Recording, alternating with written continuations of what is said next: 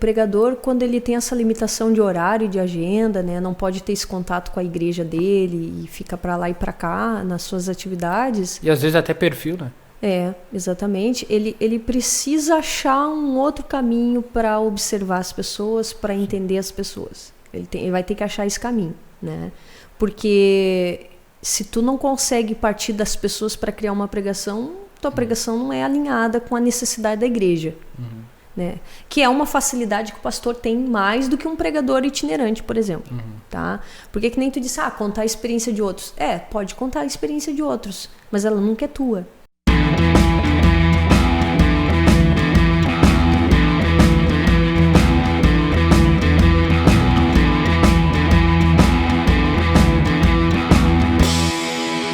Fala pessoal, tudo bem? Eu sou o Lennon. E eu, Alexandra Trentin. E seja muito bem-vindo ao nosso podcast, onde aqui a gente traz conteúdo para pregadores todas as semanas. Nessa segunda temporada, a gente tem falado sobre a Reforma Protestante. Hoje a gente vai dar atenção para a Contra-Reforma, que foi a reação dos católicos, né, com as ideias protestantes. A gente vai dar uma abordagem sobre as técnicas usadas para as pregações, a gente vai falar também sobre a comunicação, mas antes a gente precisa entender o que foi a Contra-Reforma, né? Foi a reação dos católicos, podemos afirmar isso? Exatamente. A Contra-Reforma foi a reação da igreja, né, contra a ameaça protestante. Sim. Porque até então não parecia que ia dar em muita coisa aquele movimento, né? Então era uma ameaça ainda, né? Vamos dizer assim. Então a igreja, ela reage de forma que ela queria manter a autoridade religiosa e a exclusividade de falar em nome de Deus. Isso é muito interessante. Ela queria manter a exclusividade de falar em nome de Deus. Sim, mas a reação foi instantânea, tentando bloquear, né? Com certeza. Isso. Mas agora essa Contra-Reforma é as estratégias que ela usa para bater de frente com isso. O que aconteceu? A Igreja Católica teve essa reação instantânea aí que tu falou. Tá? Inicialmente, vamos bloquear. Né? Nem deixar se criar. Não vamos deixar se criar, bem colocado. E aí ela usa a Companhia de Jesus, que só ganha força mais adiante, mas ela usa como soldados de Cristo. Como assim, companhia? Como se eles fossem como se eles estivessem numa guerra. E eles se chamavam de soldados de Cristo. Então, inicialmente, como se eles estivessem numa guerra, eles foram para cima do inimigo. Fisicamente? Fisicamente, por meio de violência. Né? Então, eles tentaram coagir por meio da violência. Obviamente que não funcionou. Né? O mundo que essa igreja estava vivendo agora não era mais o mundo medieval. Sim. Era um mundo moderno. As pessoas não iam aceitar mais esse tipo de represália. Então, o que aconteceu? Eles tiveram esse movimento brusco e viram que a violência não ia funcionar. Então, eles começam a fazer um movimento para a Contra-Reforma. Só que esse movimento, vamos dizer assim, para o campo das ideias, da cultura, da forma de ser religioso, ele foi muito devagar. Ele não foi rápido. Rápida foi a abertura deles contra a ameaça, que foi por meio de violência. Só que quando eles fazem um movimento para tentar mudar a cultura, ver o que estava acontecendo, isso foi muito devagar. Os caras foram... E tinha que ser devagar mesmo, né? Porque Lutero trouxe uma sacada que a igreja não tinha, né? Até eles entenderam o que estava acontecendo, porque eles aprenderam com o Lutero, acredito que tentaram usar as técnicas dele depois. Eles aprenderam com o Lutero algumas coisas, só que tipo assim, pensa só, a igreja católica era gigante, secular, né? Centenária, vamos dizer assim, né? E aí, de repente, para ela se mover, é como se fosse um navio pesado para fazer um movimento de mudança. Agora, com a reforma, que era um grupo menor, para se movimentar era uma espécie de lancha, de barco que ia com muito mais velocidade. Porque não tinha todo aquele peso de dogmas e sistemas e hierarquias que a católica tinha. Né? Então, ela inicia com uma violência, vê que não dá certo, então ela para e agora ela começa no campo das ideias. Só que até nisso foi demorado, porque, por exemplo, o Papa... Só no período da Contra-Reforma passou 3 papas, de tanto tempo que ela demorou, para te ter ideia. Então, assim, o primeiro papa, ele convoca, ele pede um relatório. Ele diz, olha, eu quero saber se a igreja está cometendo abusos mesmo, né? Então ele convoca um relatório, pede lá um relatório em 1537, 20 anos depois que iniciou a reforma. Olha quanto tempo. Não, me dá um relatório aí para ver se está alguma coisa errada. Quanto tempo depois? 20 anos depois. 20 anos. Então esse relatório chega nas mãos dele e ele vê que de fato a igreja estava cometendo abusos, e só em 1545 é convocado o Concílio de Trento para que eles pudessem sentar e pensar no que eles iriam fazer. É muito tempo. Muito tempo. Claro que se a gente olha na história, 20 anos a mais, 20 anos a menos não faz diferença. Mas Naquela agora imagina, é como se a gente estivesse reagindo a algo que aconteceu em 2000. Isso aí. Né? E tendo em vista o cenário da igreja atual, com o avanço tecnológico, a mudança das pessoas do rural para a cidade, era outra sociedade, a igreja não se deu conta disso. Então ela foi muito lenta. E só em 1545 que foi convocado o concílio. E o que foi o concílio? Foi uma reunião de bispos da alta cúpula da igreja, que era o alto clero, vamos dizer assim, pessoas nobres, intelectuais, não aqueles que estavam na ponta, trabalhando com o povo, com as pessoas, não eram os que estavam na ponta. Eram, vamos dizer, os seres pensantes da igreja, intelectuais. E eles são convocados para pensar em medidas e estratégias para combater o avanço da reforma. Então, inicialmente, nem eles sabiam direito o que eles estavam fazendo. A igreja, ela ia se reinventar a partir de então, ela ia trazer algumas mudanças, que ela trouxe várias mudanças decisivas para o rumo dela, que umas são muito interessantes de ser observadas, outras nem tanto, né, porque foram desastrosas, mas enfim. Só que inicialmente eles queriam conter o avanço protestante. A ideia era, como se diz, trancar a sangria. Só que o mundo era outro. O mundo não era mais o mesmo. Não sei se vocês devem lembrar, mas nos últimos podcasts a gente falou a respeito dessa diferença da sociedade, né? Quando a gente fala na Idade Média, nós temos um mundo. Quando a gente chega na Idade Moderna, nós temos outro mundo. Então, quando a igreja comandava e ela tinha um monopólio, foi na Baixa e na Alta Idade Média, que as pessoas moravam no campo, tinham a igreja como única regra de fé, como autoridade máxima, era um outro sistema de vida. Só que com a Idade Moderna chegando, essas pessoas elas saíram lá do campo e foram para a cidade, lembra? E quando eles chegam na cidade, eles começam a ter outros costumes, outra forma de viver. Ali eles começam a ser escolarizados, aprendem a ler, aprendem a escrever, têm acesso à informação por meio da imprensa, acesso a livros, coisa que antigamente não tinha. Então a forma desse povo pensar era totalmente diferente da forma que a igreja estava acostumada. Então essa parte mais moderna, vamos dizer assim, foi justamente quando começou a reforma? Exatamente, coincidiu, né? Sim. O tempo da reforma protestante, ela coincidiu com o Renascimento, não sei, a gente falou disso, né? Sai da Idade Média, começa a vir uma cultura renascentista, antropocêntrica, e entramos daí na Idade Moderna, e foi justamente nesse período em que o mundo já pensava de um jeito diferente que entrou a reforma. Sim. E a igreja ainda estava com a mentalidade medieval. Então precisava dessa transição, né? Precisava. Agora, a reforma já tinha percebido que a sociedade era diferente. E ela justamente explora os pontos das mudanças em favor da sua comunicação. A Igreja Católica não conseguiu fazer isso inicialmente. Mesmo 20 anos depois ela não entendeu. Não estava entendendo ainda. E se estava entendendo, pensa só, era um sistema muito grande, era muita gente. Muitos líderes, engessava, né? No meio empresarial a gente fala, por exemplo, de empresas grandes e startups que são menores, que conseguem se mover e se reinventar com maior facilidade, né? Sim. Então, assim, a mesma coisa. Nós tínhamos lá uma startup, vamos dizer assim, nós tínhamos uma empresa muito grande que tinha muitas burocracias e hierarquias. Processos e tudo. Então, para eles se mover demorou.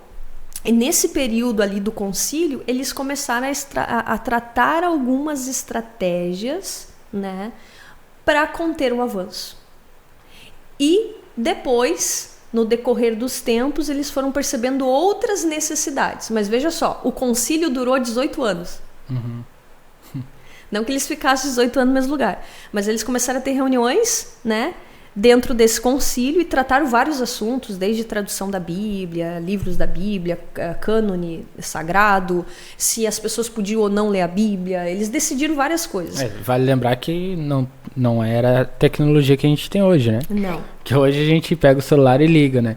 E a igreja era grande na expansão física, geográfica, né? Também. Então, para reunir as pessoas importantes que deveriam decidir isso, tomar essas decisões, teria logística também geográfica, né? Disso, né? Então, por isso, eu acho que isso ajuda também a deixar mais lento o processo ainda.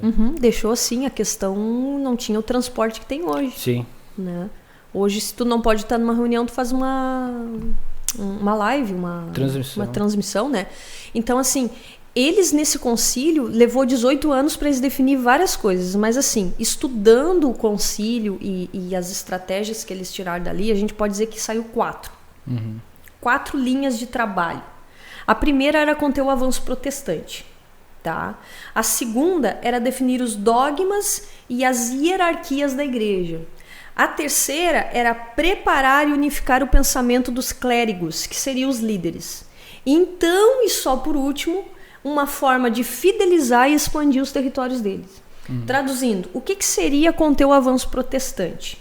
De fato, eles foram para a guerra. Sim. Eles ativaram o Tribunal da Inquisição, que era a tortura, a busca de pessoas, o assassinato de pessoas que eram hereges. E o que era um herege? Era considerado herege aquele que era católico e se converteu ao protestantismo ou que deixou de ser católico. Então, esse Tribunal da Inquisição, eles tinham liberação da igreja de caçar pessoas que fossem hereges. E nisso morreu muita gente. Isso 20 anos depois. Isso no decorrer foi decidido no Concílio de Trento. Tá. Pensa o seguinte, a contra-reforma durou mais ou menos 3 séculos, tá? Entre pensar no que fazer, organizar os materiais e aperfeiçoar os materiais. Porque a gente vai ver uma evolução nos processos de comunicação da Igreja Católica. E essa perseguição, essa violência já começou... Já começou de imediato. Por quê? Porque eles precisavam, o quê? Conter o avanço. E a ideia é, como se diz, que nem como é que tu falou no começo ali, que tinha que conter o avanço, tu usa uma expressão. Esqueci. Uma expressão bem coloquial, bem interessante. Então, não deixar se criar. Não deixar se criar, né? Eles tinham que conter. E para conter, eles fizeram o seguinte. Em primeiro lugar, vamos criar, então, um índice de livros proibidos e um índice de livros permitidos. O chamado index, ou índex, depende da pronúncia. E nesse livro, nesse índice, tinha o quê? Tu é católico, tu não pode ler isso, inclusive a Bíblia, tá? A Bíblia estava na lista dos proibidos, claro, porque senão podia enlouquecer, né? Ou coisa assim. Agora, o índice de livros permitidos eram aqueles livrinhos, porque até nessa época do concílio não tinha muita literatura boa e no sentido assim, tinha literatura boa, mas não pensada. Não compilada da forma com que eles fizeram no concílio. Então eles criaram um índice também de livros que todo católico tinha que ler para se tornar um católico e reafirmar essa fé das pessoas. Tá? Então foi essa estratégia, criar um índice de livro proibido, livro permitido e acionar o Tribunal da Inquisição. E jogaram então os cães de Deus, eles diziam, né, contra as pessoas. E a coisa foi feia. É por isso que não podia ler a Bíblia, então. E assim, a coisa foi feia. Não podia. A coisa foi feia porque assim, eles torturavam. E o interessante é que na cabeça do inquisidor, a pessoa que ia lá e que matava, eles torturavam. Torturavam. Eles diziam que por meio da dor os demônios saíam. Então o inquisidor, ele achava que estava fazendo um trabalho para Deus mesmo. É muçulmano. Isso aí. Ele não via que estava fazendo algo totalmente antibíblico. Ele entendia que ele estava exorcizando a pessoa por meio da dor, quando se usava tortura, por exemplo, né? Para poder pegar e tirar os demônios dela e ela ter, então, consciência de que ela estava errada. Porque muitas pessoas, no meio da tortura, acabavam renunciando e voltavam. Por quê? Então, eu não quero morrer, né? Então, era tipo uma ameaça, né? E eles achavam de exemplo já, né? Isso, eles achavam que os demônios saíam. Não é que os demônios saíam, a pessoa não queria morrer. Né? Só que essa violência só gerou mais revolta. Essa violência só gerou mais aversão da população em relação a essa imposição católica. Porque essa imposição ainda era antiga, né? Era antiga, sim, eles reativaram. Esse tribunal de inquisição já existia, né? Lá na caça às bruxas, lá na caça aos livros, enfim. Eles reativaram no concílio. Não, vamos reativar o tribunal da inquisição e vamos mandar caçar os hereges. E isso já não cabia mais também para a nova sociedade que tinha se formado. Não, nem pensar. Nem pensar, o povo, né, eram torturas. Só que assim, esse tribunal ele atuou mais em países com predominância católica. Né, Itália, Portugal, Espanha. Agora, países que estavam já tomados pelo protestantismo, eles não entraram. Tipo França, porque não tinha Inglaterra, força. Alemanha, não tinha força. Estamos falando mais estratégia de guerra do que... Isso, então pensa o seguinte, eles estavam mais em território que o povo era católico. Mas que estavam querendo se converter ao protestantismo. Então era mais para servir de exemplo, que nem tu diz. Vamos lá, vamos matar aquele lá que está querendo virar para servir de susto para os outros, né? Só que no território que tinha predominância protestante, eles não entravam. Mas eles tentavam proteger as fronteiras, para não deixar que chegasse, por exemplo, o avanço protestante nesses países predominantemente católicos. Tá? Então eles criaram tipo essa barreira aí. Só que isso não deu certo. Eles viram que não estava funcionando, entende? Então eles precisavam entrar mais no campo das ideias. E aí eles disseram, vamos fazer o seguinte, agora vamos começar a definir os dogmas da Igreja Católica, né, naquilo que a gente acredita, e estabelecer as hierarquias, o que pode, o que não pode, quem pode e quem não pode. Então, por exemplo, definir os dogmas. No que a gente crê? Maria. Quem é Maria para a Igreja Católica? Dogma seria o que a gente acredita. Né? O que a Maria é para nós? O que a gente acredita que a Maria é? O que é Jesus? Jesus é tal coisa. O que é o Pai? O Pai é isso. O que representa a Trindade? Os sacramentos, né? Não chegou a fazer catequese, né? Os sacramentos. O que eram os sacramentos? Era lá o casamento, o batismo, não sei o quê. Então eles começaram a definir a crença básica da Igreja Católica. E se estruturar para ter argumentos, isso? Porque eles precisavam colocar no papel o básico. Vamos dizer assim, é uma igreja que nunca colocou o credo dela no papel. Então a primeira coisa que eles fizeram foi colocar o credo no papel. Isso no campo das ideias, tá? Porque no campo da força eles tiveram essas outras... Agora no campo das ideias eles colocaram então essas doutrinas no papel, tá? Uma vez colocadas as doutrinas no papel, eles precisavam estabelecer as hierarquias. E o que é estabelecer a hierarquia? Quem é que pode pregar e quem não pode pregar? Uma pessoa que não é clériga, ela pode pregar? Não. Só quem escolheu a vida santa, vamos dizer assim. Quem escolheu se dedicar a Deus. Essa é a voz autorizada pela igreja para pregar. Então, por exemplo, no meio protestante evangélico já era um pouco diferente. Hoje, no meio evangélico, principalmente, é diferente, né? Qualquer pessoa prega, não necessariamente tem a exclusividade para a vida religiosa, né? Por exemplo, nós, a gente não tem exclusividade na vida religiosa e a gente prega. Sim. E muitos pregadores fazem isso. Então, eles definem, não, só pode pregar quem tem exclusividade para a vida religiosa, porque esses caras aí a gente vai preparar eles. E essa foi uma sacada muito boa deles depois. Até para ter um controle do conteúdo, isso. Isso aí, a gente vai ver no próximo passo da estratégia deles. Mas eles suspeitavam de infiltrados, no caso? Não, eles queriam que... Porque é que assim, ó, vamos dizer, os padres, porque na época não eram chamados de padres, né? Eles não eram preparados, eles não tinham o seminário que tem hoje, entendeu? Eles não passavam pelo processo de preparo que eles têm hoje. A igreja não tinha. Então, eu quero me dedicar para Deus, vai, cuida lá daquela igreja. Entende? Não tinha um processo de preparo, né?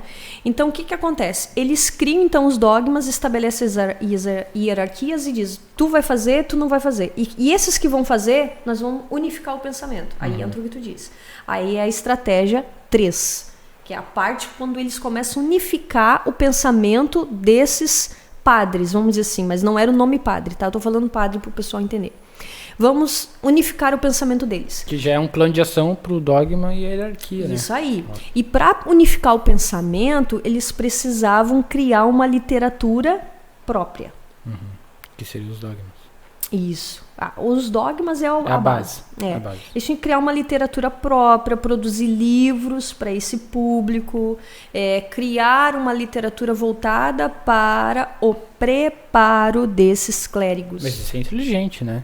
Isso foi inteligente, mas depois de muito tempo. Sim, não, atrasado então. Atrasado. Inteligente, mas atrasado. Foi muito inteligente, Sim. Isso aqui é atrasado.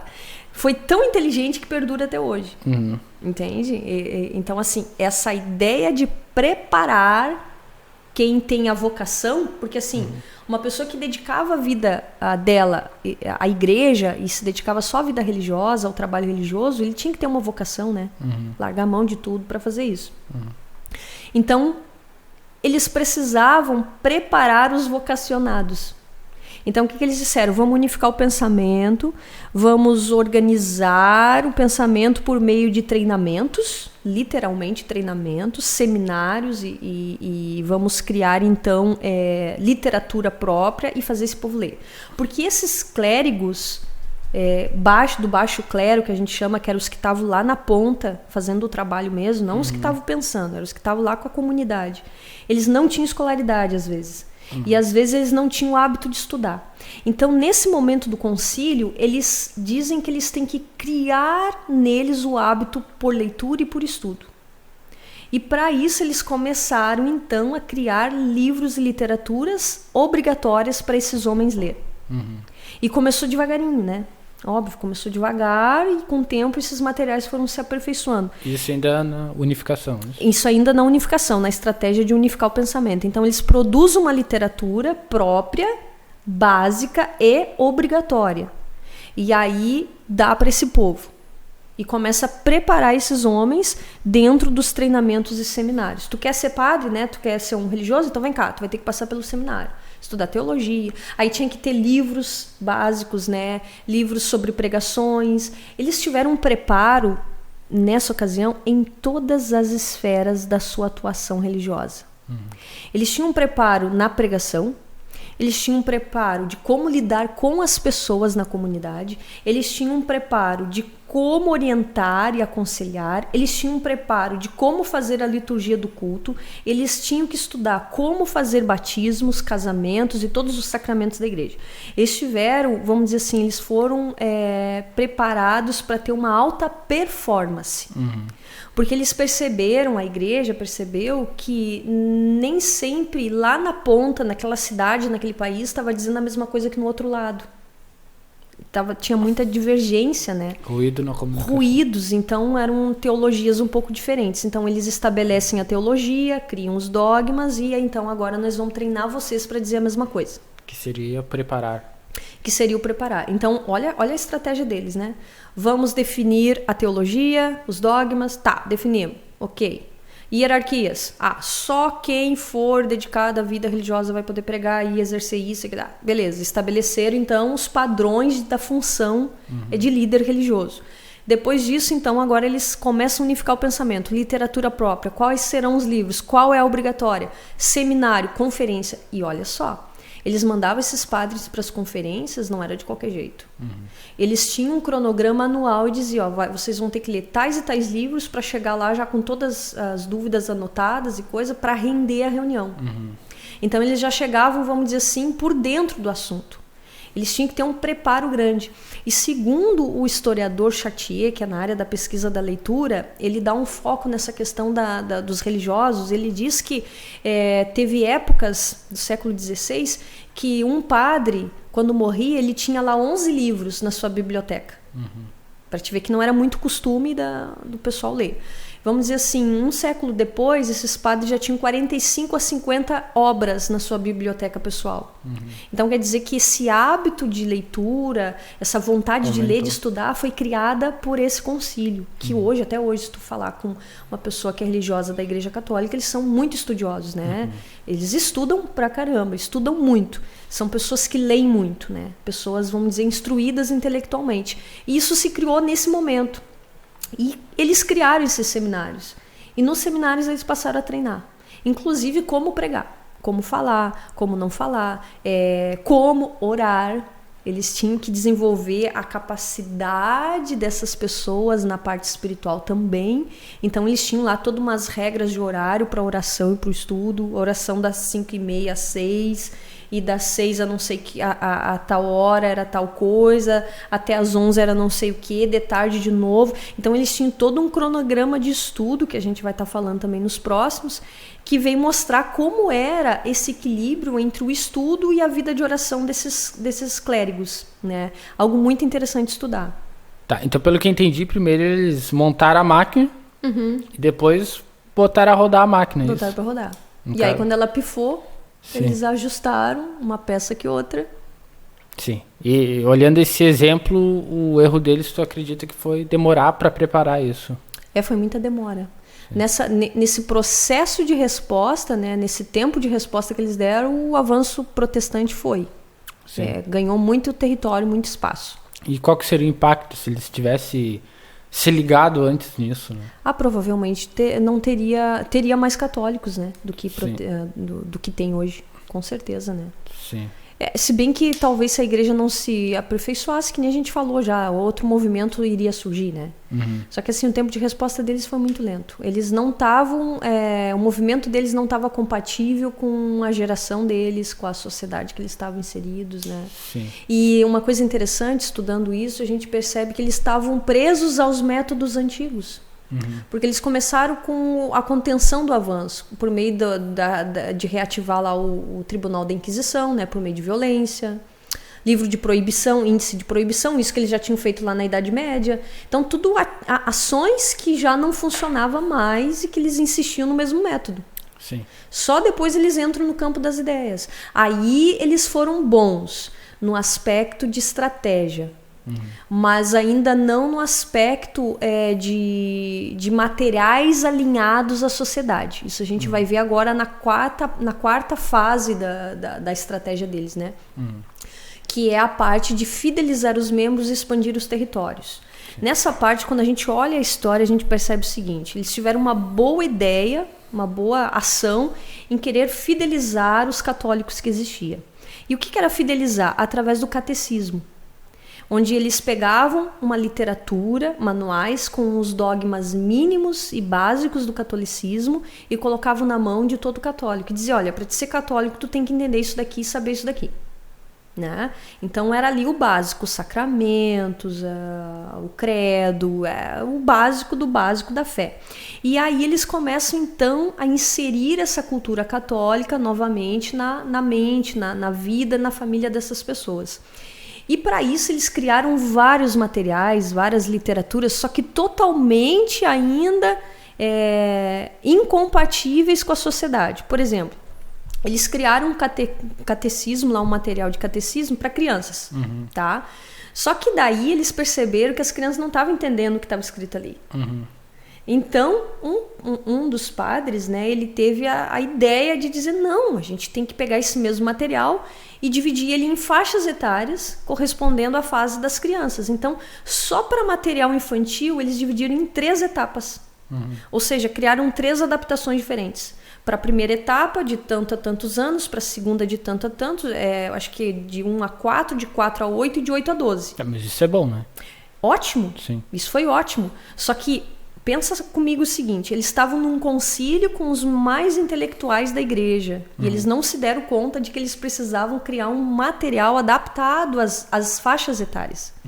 Então eles criam um material único, grande, com muitas páginas, para todas as crianças. Não interessa, tu tem 2, tu tem 4, tu tem 8, tu tem 12. Isso é o mesmo era material. Antes deles se ligarem e mudaram. Antes deles se ligarem.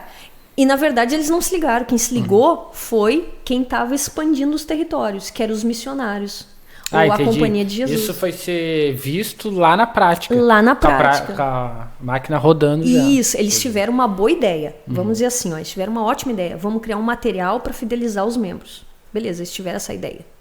É mérito deles essa ideia. Só que eles não pensaram no material alinhado ao público. Entendi. Mas isso foi ruim porque tu tá falando porque eles demoraram 18 anos para criar ainda com esse erro grande. Com esse erro grande. Tá, mas e na execução demorou séculos, né? Sim. Eles levaram uns 3 séculos para aperfeiçoar o material. Sim. Tu entende isso? 300 anos, mais ou menos? Sim. Então, assim, o que aconteceu aí, né? eles criaram todos os materiais de catecismo e tal. Só que eles criam, então, nessa quarta etapa de estratégia, além de fidelizar, eles precisavam expandir e ganhar novos membros. Então, eles pegam a Companhia de Jesus, que já existia, só que dão um upgrade nela, né? Dá uma mexida e, vão, que agora o mundo é de vocês. E aí eles enviam a Companhia de Jesus para a missão. E eles vieram para as Américas, e o foco deles era os índios. A gente até falou, né? O foco deles era os índios, eles tinham que catequizar os índios, né? Evangelizar os índios, né? Então, só que os padres vieram, imagina só, que nem a gente falou num podcast, eles vinham e pregavam em latim, porque essa era a cartilha, tá? Porque ficou definido no concílio que só a pregação só poderia ser em latim. E depois a pregação, os padres, os líderes tinham que explicar em língua vernácula, mas não a pregação era em latim. Então os índios não entendiam nada. Na hora do batismo, ia lá os índios se batizar e achavam que era a hora do banho. Se batizava ou tomava banho.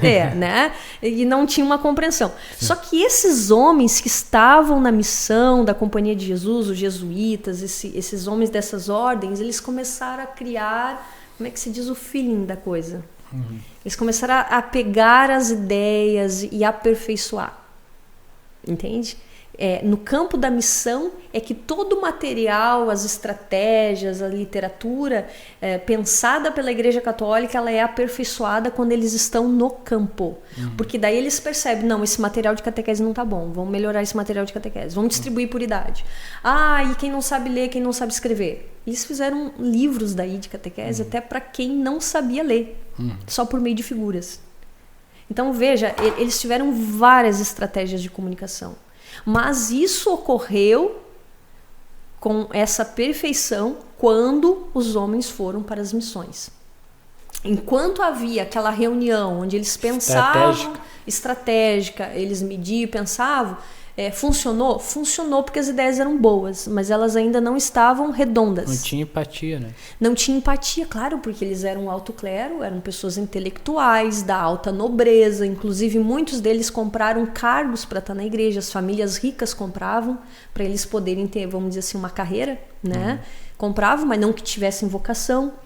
E os padres que estavam nas pontas, vamos dizer assim, os padres, os líderes que estavam nas pontas, os jesuítas, eles começaram a perceber que era necessário melhorar o que já existia.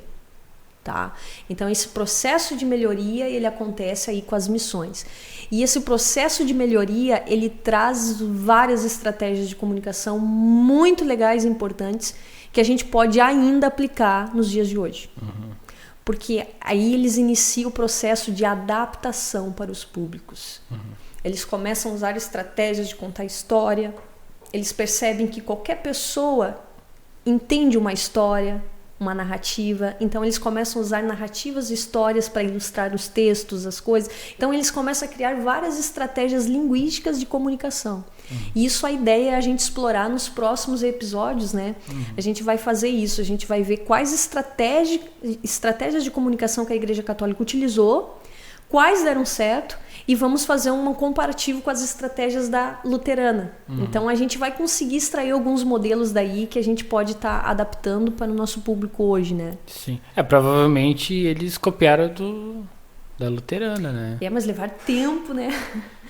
Eu percebo o seguinte, eles copiaram, porque até teve um jesuíta que disse assim que eles estavam numa luta desigual com os reformadores. Porque os reformadores colocavam a Bíblia na mão do povo, tinha uma pregação mais oral, mais voltada para o público e tal. Então ele começa a tentar trazer uma inovação para a pregação católica. Só que isso eles percebem como? Eles percebem no campo. Entende? E isso me traz uma coisa muito interessante, que é a seguinte, que eu fico pensando. O pregador bom, ele costuma estar em campo.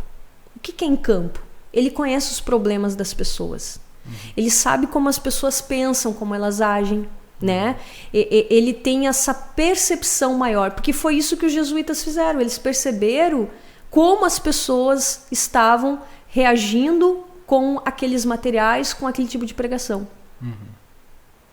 Né? Eles perceberam isso. Bom, elas não estão reagindo bem. Elas nem entendem o que estão falando, só estão memorizando, ninguém está entendendo nada, alguma coisa está errada. E aí eles começam a adaptar o conteúdo, que era mais intelectual, de uma forma mais, né, vamos dizer assim, acessível intelectualmente para as pessoas. Mas só percebeu quem estava na ponta. E isso eu bato muito nessa tecla. O pregador bom, ele tem contato com o público. Porque tem aqueles pregadores que pregam só no altar, mas não tem contato com a igreja. Ele não tem um momento em que ele escuta um irmão da igreja falar, ou ele vê a necessidade do outro irmão, ele não tem uma conversa onde ele consegue compreender o nível de instrução das pessoas, até o que elas entendem da Bíblia ou não entendem da Bíblia. Agora tu vê lá um pregador que é um líder, por exemplo, numa igreja, né? Seja um líder de célula, seja um líder de departamento, né? Ou até mesmo um pastor, eles têm uma propriedade para pregar muito grande, porque eles têm conhecimento de causa, eles sabem a limitação dos ouvintes daquela igreja. Ele conhece o outro lado da história, né? É que nem tu ouvir um testemunho de... Não é testemunho, mas, por exemplo, uma pessoa que fala que se libertou das drogas, por exemplo. Para ajudar outra pessoa é muito mais fácil, né? Porque ela já viveu, ela sabe os detalhes, né? Sabe os detalhes. Coisas que a gente às vezes nem imagina, né? As pessoas passam por essa situação. Então esse contato é por causa disso. O contato, ele dá mais essa... Como é que se diz? Esse aperfeiçoamento no tom da pregação. Tu ter o contato humano com as pessoas da igreja te proporciona isso. Seria uma empatia mais natural, né? Mais natural. A artificial seria imaginar. Imaginar. Né? Mas a natural é tu conviver e ver a dificuldade. Né? Exatamente. Então, se tu tá ali num pequeno grupo pregando numa casa, ou alguns chamam de célula, outros grupos de crescimento, enfim, tu tá ali... Tu sabe o nível de compreensão das pessoas. Tu sabe que tem certas histórias da Bíblia que não adianta tu contar que elas não conhecem. Ou se tu contar, tu não precisa entrar em detalhes, porque aquilo vai ser relevante para aquele público. Então tu começa a perceber quem está na tua volta e tu começa a se baixar um pouquinho, né? Se dar uma rebaixadinha para alcançar aquelas pessoas. Tu abaixa um pouco a erudição da tua pregação para colocar num nível que as pessoas vão compreender. Isso um pastor, ele tem essa habilidade. O pastor, ele sabe como, ele sabe até que ponto, até que nível chegar, porque ele tem essa experiência. E os jesuítas tiveram isso. Sim. Mas isso não é a realidade de todos os pregadores, né? Não. Porque nem todo mundo vai poder acompanhar. Nem todo mundo vai poder. Por dentro. E como um pregador que não tem essa possibilidade de chegar mais próximos das pessoas, como é que ele faz para ter essa empatia e conhecer mais os problemas das pessoas? Eu sugiro o seguinte, tem pregadores itinerantes, né, que ficam um pouco na sua igreja, mas que estão com a escala cheia e a agenda cheia, estão sempre para lá e para cá. Eu sugiro que ele tenha contato com alguns membros da sua igreja. Ele tem que manter esse contato, tá? Mas não aquele grupo de membros que ele gosta, ou que está acostumado, ou que fala a mesma coisa que ele. Porque tem aquele grupo que, se tu sentar aqui, vai falar os mesmos assuntos que tem em comum, né? Eu digo tu procurar se relacionar com um grupo de pessoas que são um pouco diferentes de ti. E ouvir essas pessoas. E o pregador, vamos dizer, não, mas a minha agenda assim, eu não tenho como ter contato com os irmãos da igreja. Então seja um bom ouvinte. O pregador, ele tem que ser um bom ouvinte. Ouvinte de quem? Das pessoas, de forma geral. Ele tem que olhar para as pessoas de um jeito diferente. Se ele está num aeroporto, por exemplo, pedindo um café, ele não pode ver o atendente como um atendente. Ele tem que olhar para a pessoa como uma pessoa. Entende? Então, pode ser que ali numa conversa de um aeroporto, ali, no momento que ele está pegando um café, ele vai observar, vai tirar algum aprendizado, ele vai, sabe? Ele vai ter essa empatia maior.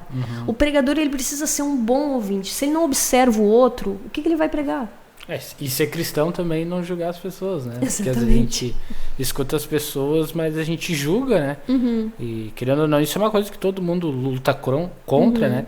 E quando tu não julga a pessoa, tu consegue se colocar no lugar dela. Né? Porque se tu tá julgando é porque tu não tá conseguindo se colocar no lugar dela. Isso aí. Né? Porque tu fica pensando, pô, não sei como é que tu faz isso, né?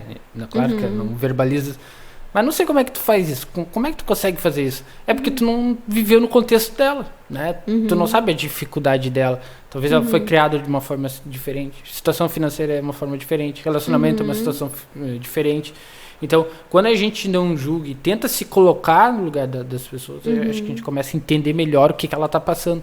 Se a gente consegue entender melhor o que ela está passando, a gente consegue mostrar um caminho mais claro para ela, né? Isso aí. E tu observa, escuta, compreende, e então tu pode oferecer algo. É claro que a melhor opção é a pessoa pregar aquilo que já viveu, né? Porque daí tu tem muito mais propriedade, sabe muito mais detalhes. Mas a verdade é que a gente não pode viver tudo, né? E às vezes a gente tem que expandir, vamos dizer assim, o portfólio da pregação, né? Alguns elementos, às vezes, entra que a gente não viveu, mas que a gente conta sobre a experiência das outras pessoas, né? É, aí que tá, né? O pregador, quando ele tem essa limitação de horário e de agenda, né? Não pode ter esse contato com a igreja dele e fica pra lá e pra cá nas suas atividades. E às vezes até perfil, né? É, exatamente. Ele precisa achar um outro caminho para observar as pessoas, para entender as pessoas. Ele vai ter que achar esse caminho, né?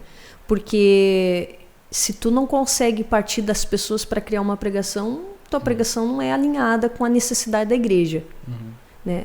Que é uma facilidade que o pastor tem mais do que um pregador itinerante, por exemplo, tá? Porque que nem tu disse, contar a experiência de outros. Pode contar a experiência de outros, mas ela nunca é tua. Nunca é o que tu ouviu, não é a mesma coisa. Então tu imagina, tu pensa, pode ser que seja assim, né? Mas aquilo que a gente vive, ou observa, ou vê, a gente tem uma empatia maior. Então, por exemplo, um líder de célula que prega no seu grupo, ele tem uma empatia, porque ele lidera aquele grupo. Ou um líder de departamento, coral, isso, aquilo, irmãos, irmãs, ele tem uma empatia maior porque ele lidera, ele sabe do problema da Mariazinha, da Aninha, da Joaquina, do Joãozinho, ele sabe que se ele falar a palavra tal, o Pedrinho não vai entender o que ele disse. Então, esse exercício de se adaptar o discurso às pessoas que escutam, ele é um exercício que só consegue quem está ali convivendo com pessoas, olhando para elas de um jeito diferente. Então, a sugestão aí para quem prega de forma itinerante, que não tem tanto contato na igreja, é procure observar as pessoas e ouvir as pessoas. Vai extrair lições riquíssimas e, inclusive, pregações maravilhosas. E não demore, né? E não demora. Não demora. Vou te dizer bem a verdade. A igreja católica, lá em 1500, lá vai pedrada, até é entendível demorar esse tempo, mas hoje os nossos ciclos são cada vez mais curtos, né? Hoje o mundo, em questão de 1 ano, já é outro diferente. Tá aí a pandemia para exemplificar o que eu estou dizendo. O que era o mundo em fevereiro? Agora, o que é o mundo hoje? Não precisa nem ser hoje, vamos dizer em abril. O que já era o mundo perto de fevereiro? Claro, aí é uma exceção também, né? Mas 2018 para 2020 já é outro mundo. É outra abordagem, é outra forma de falar, né? Então, a gente não pode ficar trancado, né, na cultura anterior, na tradição, sendo que as coisas estão mudando. A tecnologia está evoluindo, né? Sempre volto a repetir, não é valores que a gente está falando, é a forma de falar, a forma de abordar, a técnica, título. Talvez se a gente estivesse gravando isso aqui há 10, 15 anos atrás, a gente nem falaria de título. Só que hoje já é importante. É importante. E se tu quer pregar ainda na internet, ter vídeos no YouTube, é fundamental, né? É fundamental pela questão de visualização. A internet funciona hoje assim, com essa questão rápida. Então, assim, 10 anos atrás já era outra coisa, né? Então, acho que a igreja e nós, pregadores também, a gente tem que ser rápido para se adaptar. E cada vez mais esse ciclo tá menor, tá mais curto. Né? O tempo de resposta tem que ser mais rápido. Sim, tem que ser a toque de caixa, né? Tem que ser startup. Isso aí. É isso aí. Então, esse foi o podcast de hoje. Espero que a gente possa ter te ajudado aí de alguma forma, né? Que você não demore aí para mudar o padrão, né? E entender o mundo que a gente vive, entender o contexto que a gente está inserido. A tecnologia está mudando muito rápido e a gente precisa aprender com os erros, né, do passado, para a gente não cometer os erros hoje, né? Então, a igreja, que nem a gente citou o exemplo aqui, a Igreja Católica demorou muito para ver e perdeu o seu público. Não estou dizendo, né, que a igreja é certa, o que é certo e o que é errado, mas a verdade é que eles tinham uma mensagem e eles não conseguiam passar essa mensagem adiante, né? E se a reforma protestante não fosse boa? Imagina o impacto, né? Teria sido muito negativo para a igreja. Sim, teria... Se fosse o contrário, né? Se fosse ao contrário, exatamente. E tudo por quê? Né? Por uma questão de linguagem, de falar com o público, né? Então, e por tempo de resposta. Exatamente. Amém? Amém.